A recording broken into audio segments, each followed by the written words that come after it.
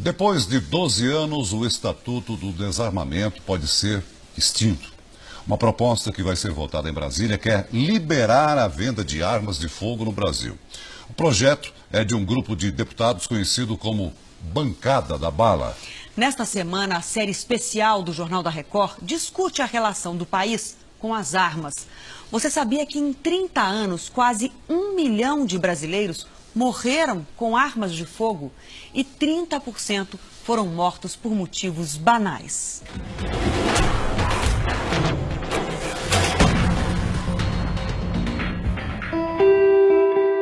No bairro pobre de Bertioga, uma notícia roubou a alegria do carnaval.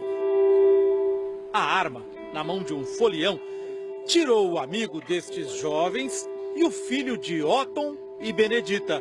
Foi uma prima que veio avisar. Dita, pelo amor de Deus, o Kevin foi baleado. O Kevin foi baleado, o Kevin foi um acidente, o Kevin levou 2 tiros. Um desespero total.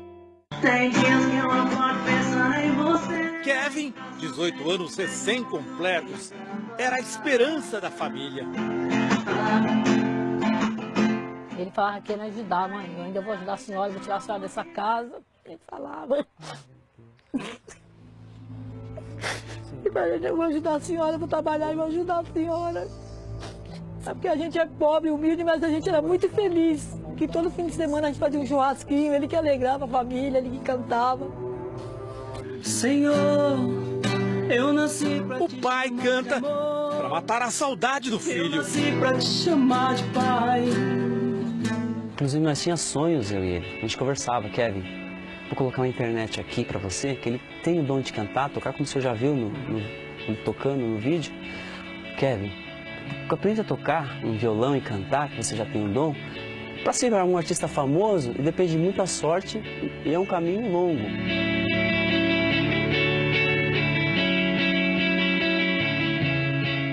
Eram 4 horas da manhã da primeira noite de carnaval. A origem da discussão foi uma garrafinha de água. Kevin entrou na briga. O assassino acompanhou tudo à distância. Uma menina apertou a água, derramou no cara, o cara quis cobrar, o Kevin começou a bater no amiguinho dele, o Kevin viu que o amiguinho dele é pequenininho, começou a gerar aí, carnaval, um dá um chute, outro dá outro. Jefferson da Silva, o jovem que atirou, foi buscar a arma em casa. Segundo testemunhas, disparou em Kevin para vingar um amigo espancado. O que poderia ter sido apenas mais uma briga de carnaval, transformou-se em dor permanente para a família. E depois veio o covarde atrás e falou, foi você.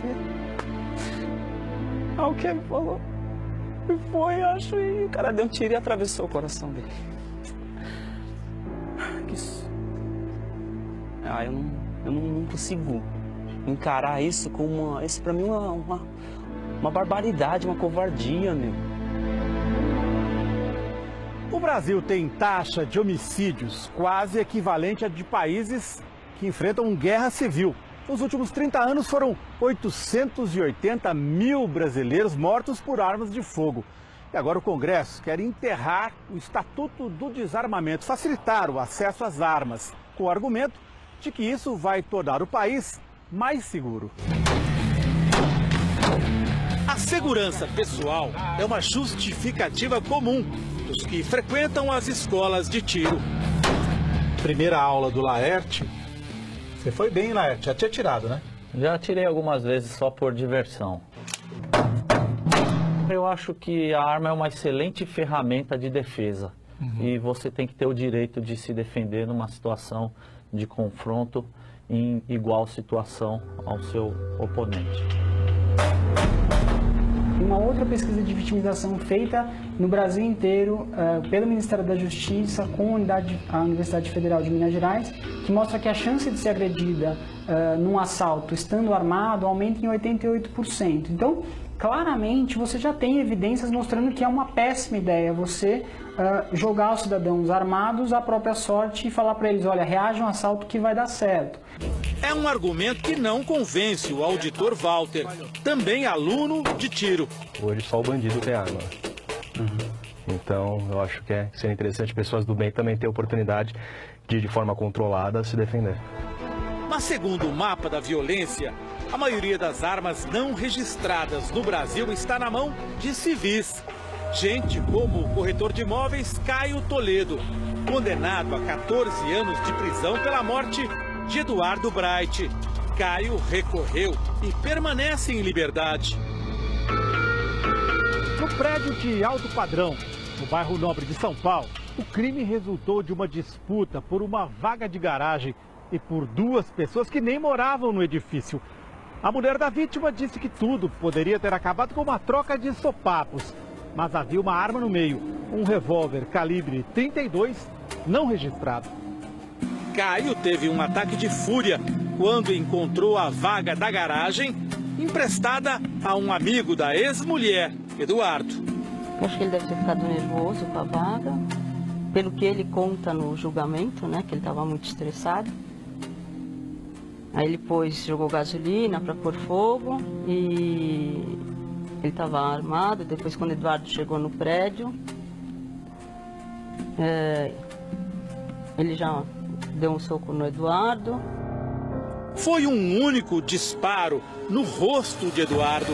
A morte dele deixou um imenso vazio para os dois filhos pequenos. Hoje, eles têm 18 anos de idade. Uma coisa tão boba gera uma coisa tão grande, né? Mas você vê como são as coisas aqui.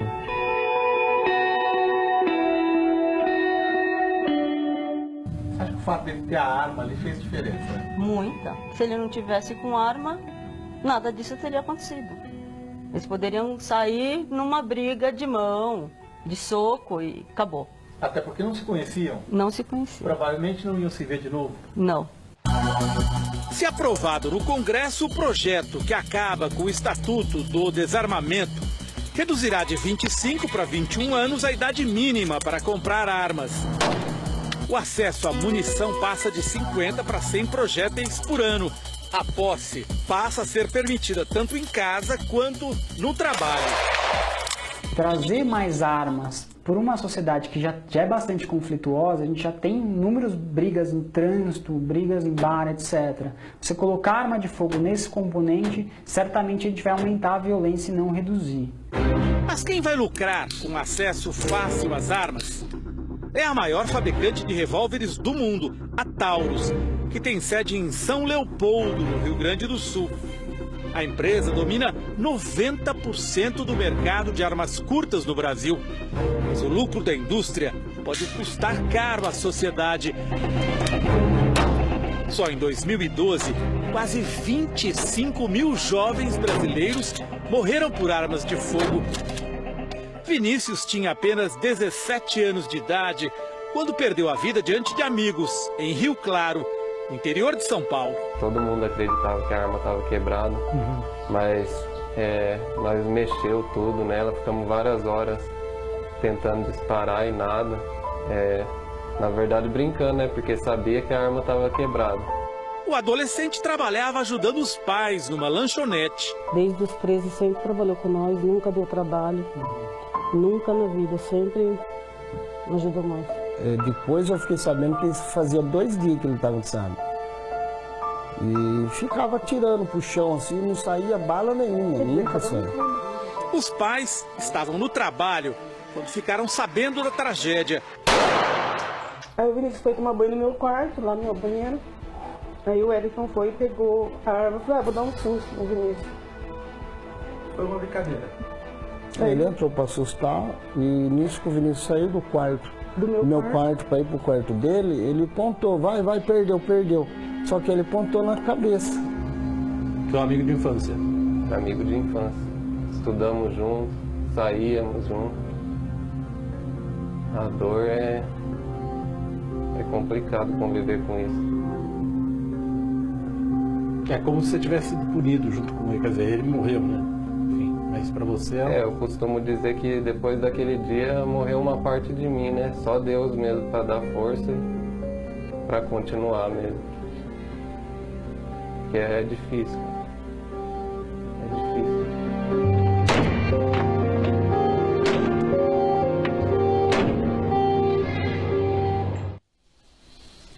A empresa Taurus foi procurada pelo Jornal da Record, mas não quis dar entrevista.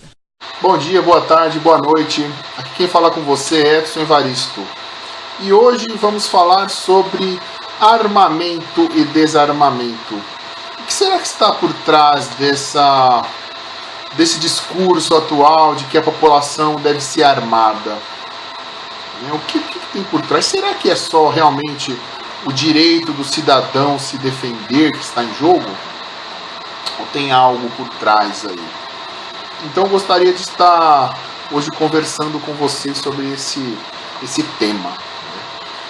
Bom, nos últimos anos, desde o referendo das armas que ocorreu aí há alguns anos, em que se discutia muito a facilitação do acesso a armas de fogo pelo cidadão comum. Então começou a se discutir muito sobre isso aí, houve o referendo, eu não lembro que ano, eu lembro que eu fui até mesário no referendo. Enfim, foi alguns anos atrás. E depois teve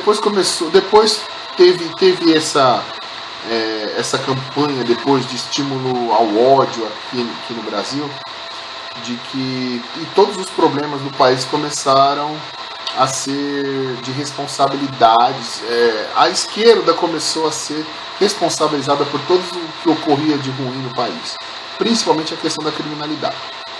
Isso porque a esquerda, as esquerdistas, pessoas mais progressistas, dos partidos políticos progressistas ou de movimentos sociais, defendem a ideia de que não são a legislação que vai mudar, que vai diminuir a criminalidade e a violência, mas sim políticas públicas de inclusão, de distribuição de renda, de educação, cultura, e eu concordo com isso. Eu concordo que tem sim que ter, antes de mais nada, precisa ter uma política educacional decente, uma política pública para a juventude, uma política de âmbito nacional. Precisa ter uma política cultural no país, de fomento de cultura, então assim, haver outras políticas, uma melhoria sensível no sistema carcerário para não beneficiar facções criminosas, como acontece hoje em dia. O que mais beneficia as facções criminosas no país é o sistema carcerário atual. Então outras coisas precisam mudar. Ao mesmo tempo, eu também sou a favor de que algumas leis precisam ser mais duras, sim. Principalmente com estuprador, com assassino, com quem provoca mortes no trânsito. A lei precisa ser dura para esse tipo de gente. Por quê? Porque quando você mata alguém, não tem como você recuperar ali a pessoa. A pessoa morreu, acabou. A família da pessoa vai ficar enlutada para sempre. Então você vai ficar ali 2, 4, 6 anos preso e acabou. Você está livre, leve, solto, e a pessoa morta, e aí a família da pessoa com a falta daquela que foi assassinada. Ele poderia ter vivido muito mais. Então eu acredito que um país precisa assim, de leis mais duras, sim, bem como precisa dessas políticas também para evitar a criminalidade. Você não pode ver a criminalidade e o fenômeno da criminalidade e da violência como uma questão de polícia. Não é só uma questão de polícia, é uma questão educacional, cultural, enfim, de segurança pública também, de renda. Então é uma série de situações ali que precisam ser vistas. Então quando eu vejo as pessoas dizerem, não, o cidadão tem o direito de defender a sua casa, de defender a sua residência, sim, eu também até concordo com isso, mas não é dessa forma que uma arma vai ser usada. Primeiro lugar que eu acho muito estranho, um país como o nosso, um país como o Brasil, um país que tem índices de desigualdade tremendos, um país que tem um nível cultural baixíssimo, um nível educacional de péssima qualidade, uma quantidade de assassinatos tremendamente altas. É mais seguro você estar lá na Síria enfrentando o Estado Islâmico do que andar pelas ruas de São Paulo. Estatisticamente é mais seguro você estar lá do que você estar aqui, porque morre mais gente aqui do que lá.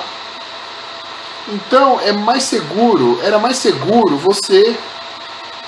você lutar na frente de combate ali na guerra Irã-Iraque do que estar aqui no Brasil, em uma grande cidade brasileira.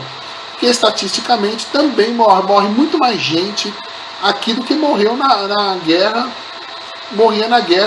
entre o Irã e o Iraque aí nos anos 80.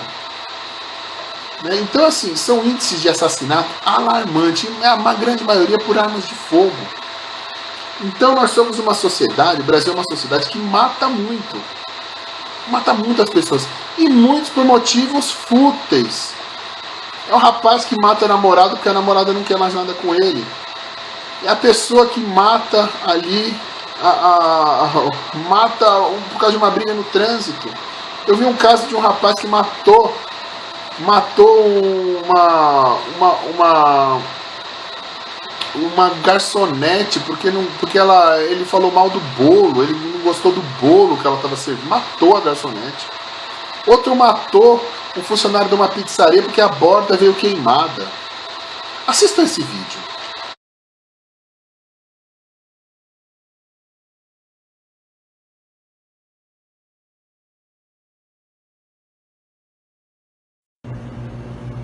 Aí tá vindo ele, ó. Pistola.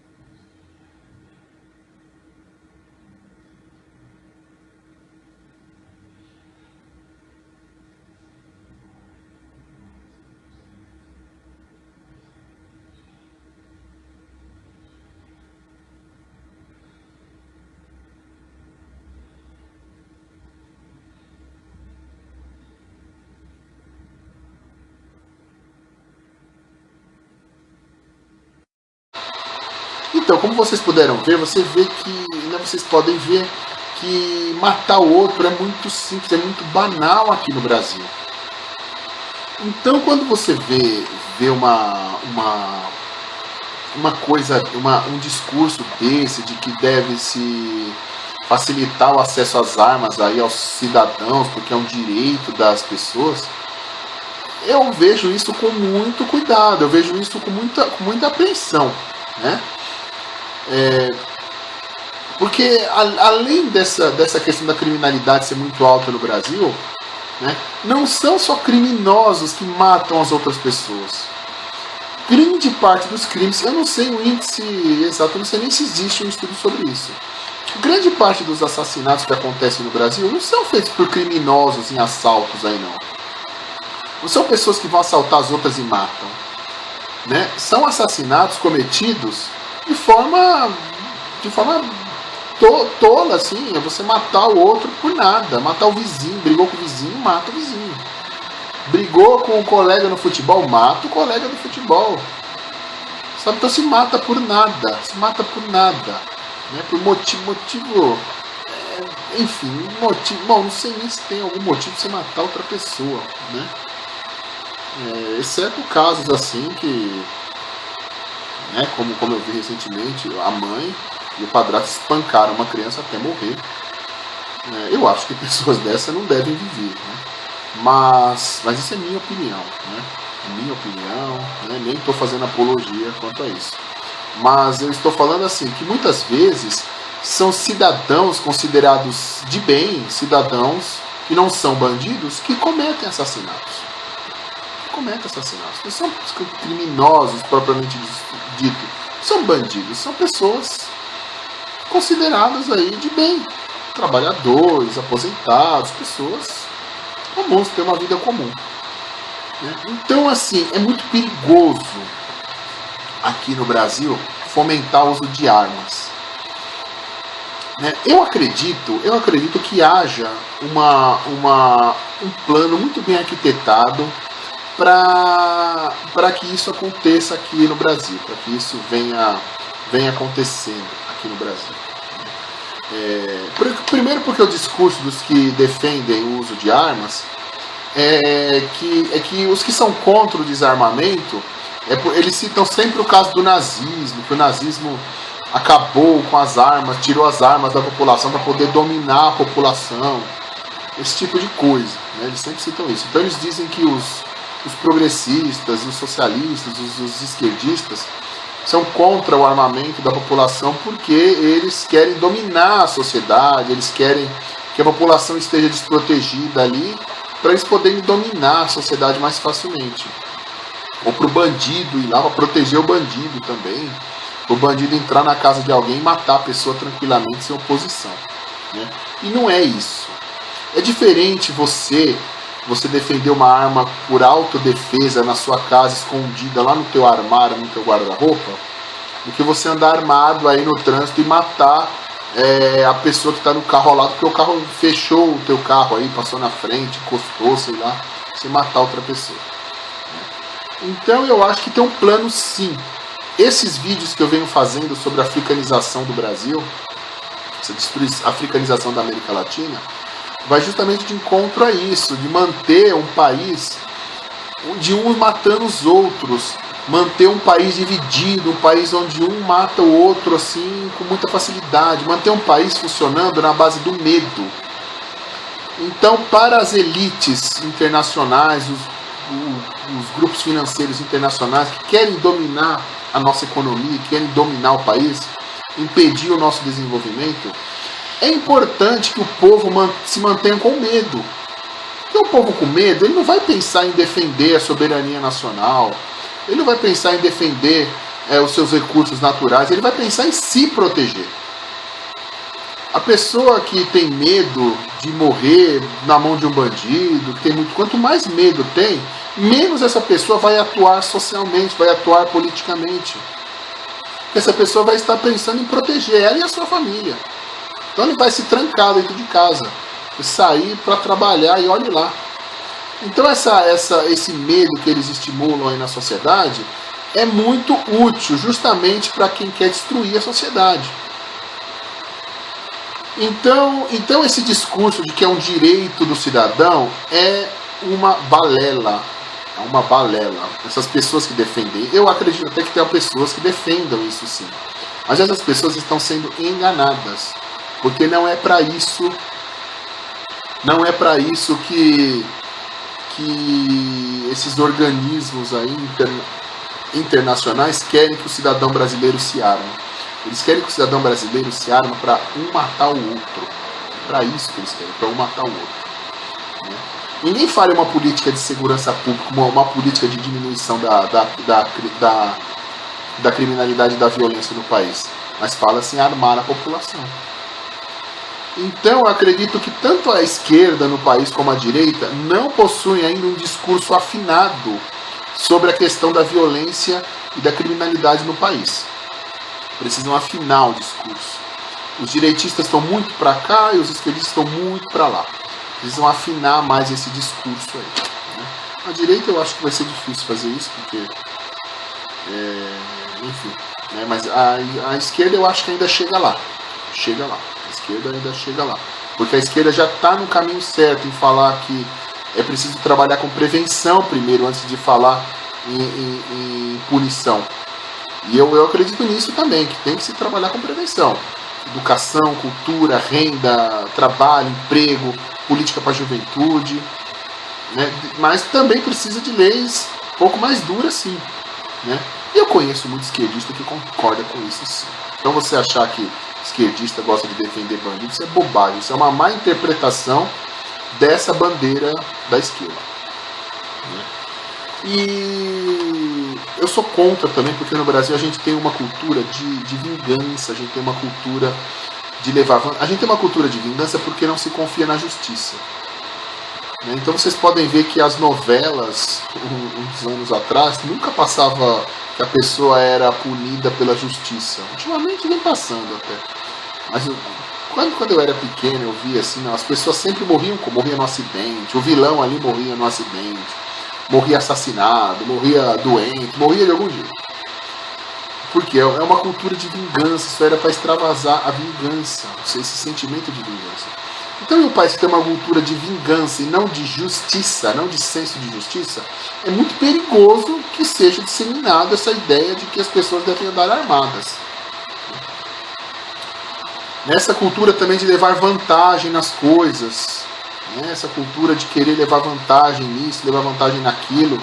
Então, assim, no menor sentimento que a pessoa tiver de que ela está sendo inferiorizada, ela vai querer reagir de forma violenta. Por exemplo, eu vejo isso no trânsito. Às vezes eu estou do lado. Parece engraçado. Eu falo, meu Deus, o que esse sujeito está pensando? Eu acelero um pouco mais, né, o meu carro, o carro que eu estou dirigindo, eu vejo que o outro também acelera para passar meu carro. Claro que não são com todos, né? Foram alguns casos ou outros. Ou às vezes o sujeito sai, ele entra na contramão para entrar na minha frente, assim, né? Às vezes eu parei um pouco atrás para não fechar um cruzamento, para não fechar a entrada ali de um mercado, de um bombeiro, de uma companhia de polícia. Eu deixo espaço, eu não vou parar na frente, eu paro um pouco para trás, para caso chegar ali algum veículo, precisar sair algum veículo, eu não esteja na frente, né? No caso, quando se fecha um semáforo, né? Não, o Bocoió me contorna pela contramão, vai lá e estaciona na frente ali, né? Para ficar 3, 4 metros na frente onde que ele estava. Então eu vejo que a gente tem essa cultura ainda, muito uma cultura primitiva, uma cultura muito tribal, de tribal no mau sentido, que eu digo, né? Uma cultura de querer levar vantagem em cima do outro, de não admitir em nenhuma hipótese a sensação de que está sendo passado para trás. Quando eu estou numa estrada, por exemplo, uma rodovia, e um carro me ultrapassa, eu não me sinto inferior. Passou. Agora tem gente que se sente inferiorizada. Tem gente que se sente inferiorizada. Né? Então, assim, é essa cultura que precisa ser mudada, esse hábito cultural. Né? A gente precisa fomentar uma cultura de diálogo no Brasil. A gente não tem cultura de diálogo, nós temos uma cultura de imposição de ideias. Onde uma pessoa quer que o outro engula a ideia dele. Não de diálogo, não de fomentar o debate, de fomentar a discussão. Não, nós temos uma cultura de fazer com que o outro engula a nossa ideia. Tanto que eu vejo muito isso nas redes sociais. Eu cito, assim, a pessoa vai lá, ela discorda, ela faz um apontamento ali sobre um comentário meu ou uma postagem minha. Muito comum no Facebook, por exemplo. Aí eu vou lá, eu contraponho, né, com informações, com dados. A pessoa ou ela não responde, ou ela responde com chacota, ou ela tenta justificar ali, justificar de forma infantil. Por exemplo, eu falei, olha, o governo Bolsonaro faz isso, e isso é errado, né, por causa disso. Ah, mas e a Dilma? E o Lula? Não importa, mesmo que se Lula e Dilma tivessem sido maiores facínoras do país, não justifica que o governo Bolsonaro esteja fazendo isso. Entenderam? Então, assim, a gente precisa criar uma cultura de debate, uma cultura de diálogo, em vez dessa cultura de um querer enfiar a goela abaixo a sua ideia. E isso causa mortes, viu? Quantas pessoas vocês já não viram que morreram ou que foram agredidas por causa de discussão política? Ao longo desses últimos anos, vários casos as pessoas morreram. Então a gente precisa pensar outras coisas aí. antes de partir para essa questão de armamento da população. Eu sei que a população está cansada, a população está está farta de tanta criminalidade, de tanta impunidade. Só que não é colocando uma arma em casa que ela vai resolver. Isso é uma postura egoísta. Uma postura até egoísta. A sociedade precisa mudar. A criminalidade precisa ser estudada. Por que tem tanto criminoso? Por que tem tanto criminoso no Brasil? Então isso precisa ser alvo de uma grande discussão pública, um amplo debate público, para que essa sociedade crie mecanismos para evitar essa criminalidade. E a gente não tem isso. Então por isso que a gente precisa criar uma cultura de diálogo, uma cultura de debate, uma cultura de aprofundamento das coisas. Aprender a aprofundar os assuntos aqui. Né?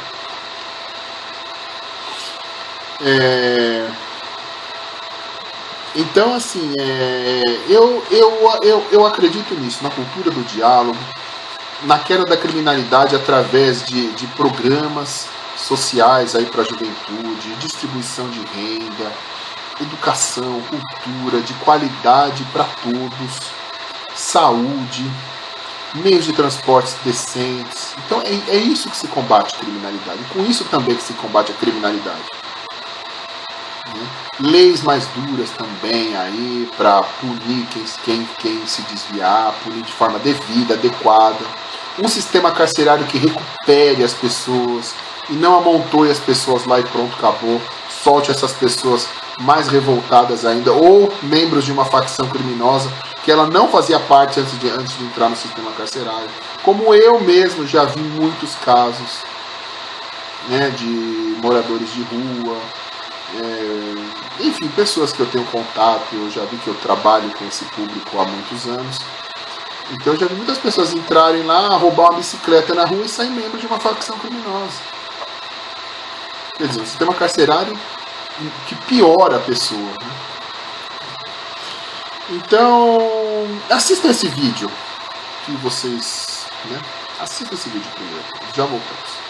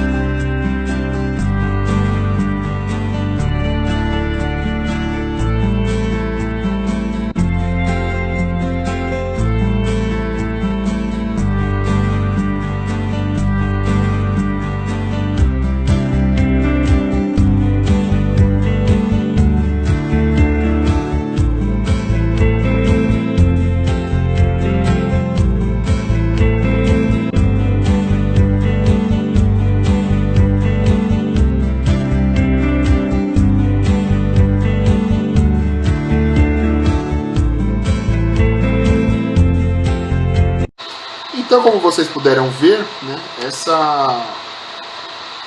nesse vídeo, a gente precisa realmente criar uma outra cultura antes de apelar para essa questão de armamento da população. Como eu estava dizendo no começo do vídeo, né, eu temo que seja um plano muito bem arquitetado para criar no brasileiro a sensação de que ele, armado, estará mais seguro. E com isso ele acabar matando uns aos outros aí, visto o despreparo de muitas pessoas em conviver em sociedade. Tem pessoa que não consegue viver num condomínio, não consegue respeitar as regras de um condomínio. Imagina uma pessoa dessa com uma arma na mão, como já aconteceu de gente matar o síndico, porque o síndico foi lá tentar aplicar a norma do condomínio. Então, assim, é uns absurdos assim que a gente vê que acontece, porque as pessoas são despreparadas para conviver em sociedade. A gente vive em um país onde se sucateou a educação, sucateou a cultura, a imprensa, a mídia, sucateou os valores nacionais, sucateou o patriotismo, sucateou os valores familiares, fomentou ódio, fomentou segregação aí nas casas, nas famílias, na sociedade em geral, né? Fez as pessoas odiarem umas às outras aí, sempre com discurso de proteção de direitos, empoderamento, sempre com esse discurso, mas na verdade é fomento do ódio, né? Então, quando falo em armar a população, eu fico muito preocupado disso ser, sim, um plano para que os brasileiros matem uns aos outros, porque é isso que vai acontecer se começar a facilitar muito a posse de armas. Eu acho que o modelo que já estava vigente no Brasil era mais que suficiente. É um modelo rigoroso, é um modelo que tem uma série de exigências para você conseguir uma arma. Então, para mim, esse é o modelo adequado. Há situações, né, já que estamos falando de armamento, há situações, eu acho que até devam ser discutidas de uma forma diferente. Como, por exemplo, casas em locais muito afastados ou rurais. Eu acredito até que essas pessoas poderiam sim ter uma arma para se defender. Porque já aconteceu também muitas fazendas sendo invadidas por criminosos, porque as pessoas estavam cientes que ali não tinham armas, né? Então isso é uma outra questão também que tem que se debater com sinceridade. Não adianta a gente ficar com hipocrisia aí, ou querer igualar tudo. Não dá para igualar tudo. É diferente o cidadão na cidade e diferente o cidadão que mora numa casa que a próxima casa está a 5 quilômetros, ali a 10 quilômetros de distância, como acontece em algumas regiões rurais do país. Eu já vi casos aí deles entrarem em fazendas, assim, em sítios, matar todo mundo ali, ou amarrar as pessoas, matar um, matar o outro ali. Enfim, né? Eu não estou dizendo também que a arma ia criar ou ia defender essa família. Às vezes as pessoas não sabem manusear direito, não tem ali um treinamento adequado. Então é uma série de questões que a gente precisa rever. Por isso que a sociedade precisa criar uma cultura de diálogo, uma cultura de discussão das coisas e não de achar as coisas. Eu acho que é assim, eu acho que é assado, porque eu vi isso uma vez, porque eu vi isso pela outra vez. Não, né? Exceções não devem ser regras. Nós devemos estudar, até que pode-se estudar as exceções, mas devemos levar em conta a regra. Então é isso, gente. Eu queria fazer uma reflexão com vocês sobre essa questão do armamento, né, das pessoas quererem se armar. Outra coisa também que me deixou muito espantado, até temeroso, é a quantidade de bolsonarista posando com armas aí nas redes sociais. Até senhoras, né? Eu vi uma senhora aqui de Guarulhos, aqui uma figurinha nefasta que tem aqui, pousando até com um cartucho de morteiro, uma arma de guerra, pousando com metralhadora, com arma, e sempre com discurso ameaçador, né? Dizendo ali, cruza na minha, eu te pego na curva, e não sei o que, mexe comigo pra você. É esse tipo de gente que defende o armamento da população, a facilidade de posse de armas. É esse tipo de gente. Então é isso que eu tenho receio. É esse tipo de gente conseguir arma. Porque essa senhora é uma cidadã de bem, não é bandida, nunca foi presa, né? Possivelmente pessoas iguais a ela vão estar na mesma situação. Então elas vão preencher os requisitos para conseguir uma arma. Só que psicologicamente essa pessoa não tem preparo nenhum para andar armada. Muito pelo contrário, a pessoa dessas vezes precisa estar encarcerada para não colocar ninguém em perigo.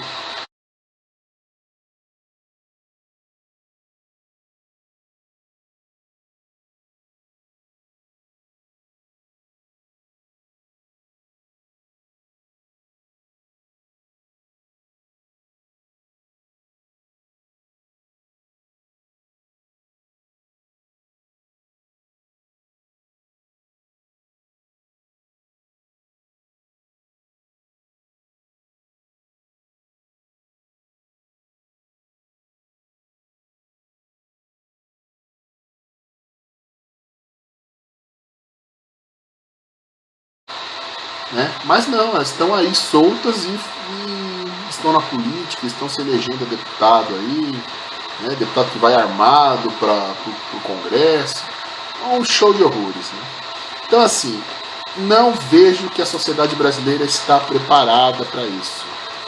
E por outro lado, eu acho que justamente pela sociedade brasileira não estar preparada, é que existem organismos, existem forças ocultas aí, querendo que a sociedade brasileira se arme para um matar o outro.